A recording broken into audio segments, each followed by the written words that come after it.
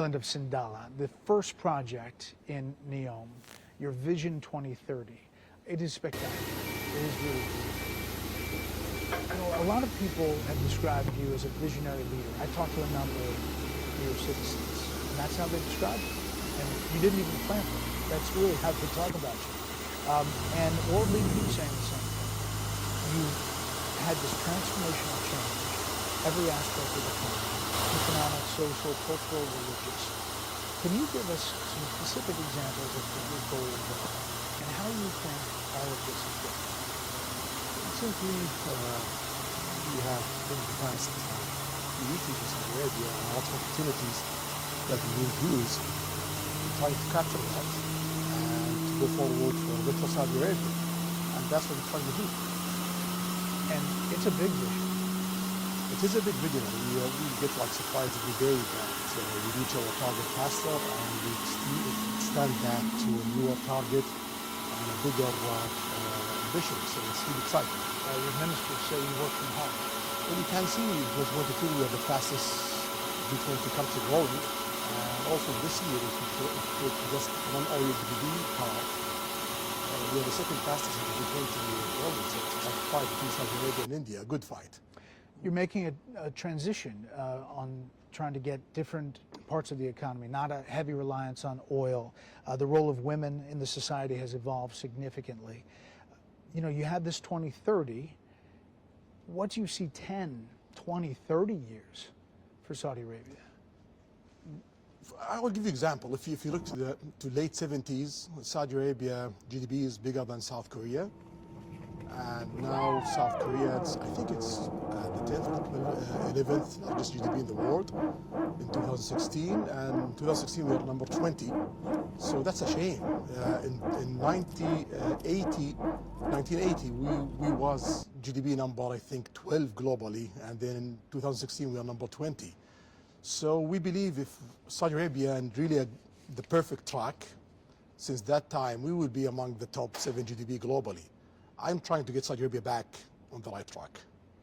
You're a data guy. We can see today we are the largest, number 17 ranked as the largest GDP in the world, but in G20 we are almost ranked number 15 from 20 in just a few years. The G20, you just mentioned it. You really have become a big player on the world stage, and that G20 rail and ports deal connecting Europe, the Gulf nations, and India. Why is that such a big deal? Logistics is important. If you want to manufacture in your country, if you want to move goods, it's important to have a good logistic plan. You work it with many countries, many regions, to be sure that goods pass in the right time. For example, that project will cut the time of goods from India to Europe by 3 to 6 days. Cut time, save money, and it's more safer, more efficient. So why not? And it's not about only moving goods and railways and ports. It's also about linking grids, energy grids, data, cables, and other stuff will benefit Europe, Middle East, and also India.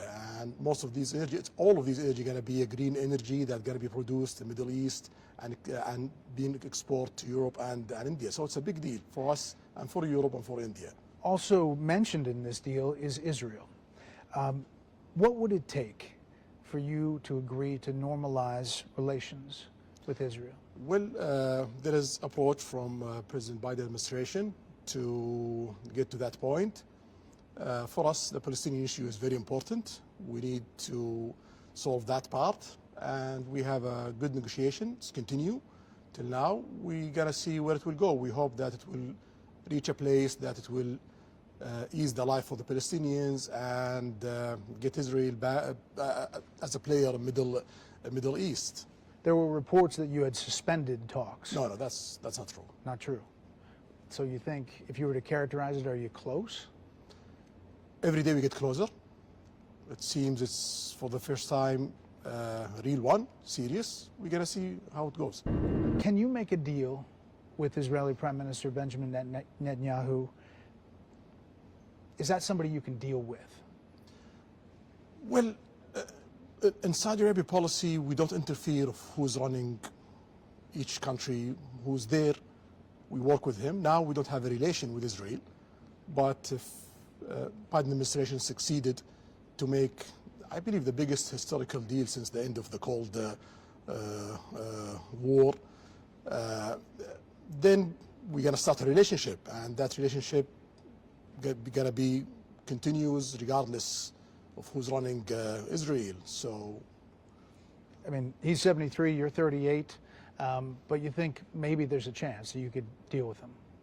If we have a breakthrough of reaching a deal that give the Palestinians their needs and make the region come, we're going to work with whoever's there.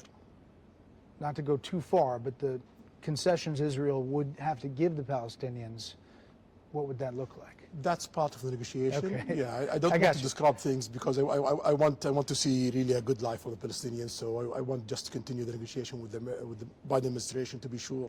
Well, on the U.S. side, would there be a defense pact maybe between Saudi Arabia and the United States? And what would it look like, Article 5 in NATO? Yeah, first of all, we have some sort of that in the past 80 years. We are the biggest buyer from American armament manufacturing. I believe Saudi Arabia alone is bigger than the next 5 buyers from America. So Saudi Arabia is critical in your armament import economically. And we have a lot of security military ties that really strengthen the position of Saudi Arabia in Middle East and strengthen the position of America globally, especially in Middle East. You don't want that to be shifted. You don't want to see Saudi Arabia shifting their armament from America to other place. So that document, it will strengthen that. It will strengthen the interest of America, security interest, military interest, and also economical interest. And also it will save effort and headache from the Saudi side of not switching to other places. You know, there are many people who wonder why you first normalized relations with Iran, a longtime enemy who back in 2017 attacked your oil facilities, but yet not yet Israel. Can you explain that? Based on situation and politics, so we have a long fight with Iran since '79. We don't want to be that the norm in the Middle East. If there is opportunity to shift that and to go to prosperity and interest and working with Iran and working with the other Middle Eastern, bringing Iran to work with the Arab world, with the Middle East, why not? So the Iranian reached to the Iraqis in 2020. The Iraqis talked to us. We started to do that kind of negotiation. We have a few obstacles, China come in, solve it, and then we have a good start. We hope that continues. We have to try our best. And also what we see from the Iranians, they're taking this very seriously and they're doing their best. So we're investing in that. That's a big change. Clearly you can see outside the box on these deals. You can look to that. Are you concerned though Iran gets a nuclear weapon, about them getting it? Well, we are concerned if any country getting a nuclear weapon, that's a bad move. You don't need to get a nuclear weapon because you cannot use it. Even if you're not getting a nuclear weapon, any country who uses a nuclear weapon, that means they are having a war with the rest of the world. The world cannot see another Hiroshima. If the world see 100,000 people dead, that means you are in a war with the rest of the world. So it's a useless effort to reach a nuclear weapon because you cannot use it. If you use it, you're going to have a big fight with the rest of the world. If they get one, will you? If they get one, we have to get one for security reasons, for balancing power in the Middle East, but we don't want to see that. It's just a big change, you know. A lot of the world experts are saying how you can isolate Iran and try to prevent them from doing what they have been doing. And then just the image of your Saudi team, football team, going to Tehran to play is just striking. Well, that's good. That's part of the movement, and we see a very warm welcome from the Iranian side of the Saudi team. I believe Saudis take that very positively. Iran has been fighting